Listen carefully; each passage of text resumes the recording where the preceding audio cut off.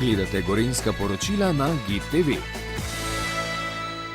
Kranju lahko z mirno vestjo pripišemo pridevnike, med katerimi dva izstopata, športno in kulturno mesto. Temu primerno se povečuje tudi število dogodkov skozi vse leto, tudi na prostem. Kranfest in Prešernov Smen sta dva največja dogodka, ki privabita vedno več obiskovalcev, tudi iz tujine. Tu so še teden mladih, jazz camp, teden drame, Prešerni december in še. Leto 2016 je bilo za kranjsko občino uspešno. V Kranju beležimo rekordne stopnje rasti obiska.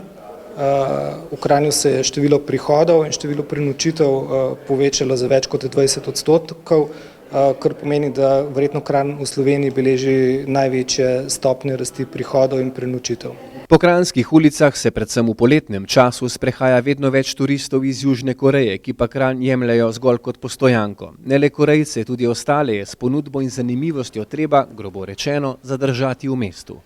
Dela ostaja še ogromno.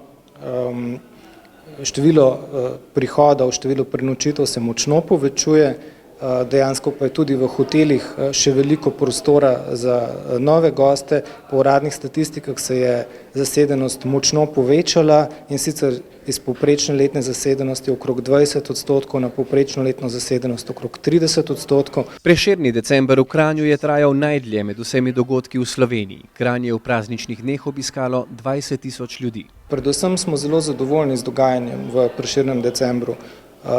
V letu 2015 je bil Kranj proglašen za najlepše okrašeno slovensko mesto. V letu 2016 smo okrasitev mesta še dopolnili, tako da je bil Kranj še lepši kot leto poprej. Nadgradili pa smo celotno decembrsko dogajanje s tem, da je bilo vse od 3. decembra pa do 12. decembra v Kranju dogajanje na prostem. Že čez nekaj dni pa bo Kranj že 15. zapored gostil največji kulturni dogodek na prostem, Prešernov Smen. Letos se obeta kar nekaj novosti na Prešernovem Smenju.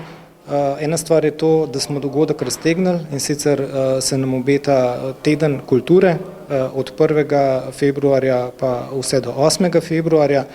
Druga novost so cilindri, ki jih bodo lahko obiskovalci kupili in nosili na Prešernovem Smenju.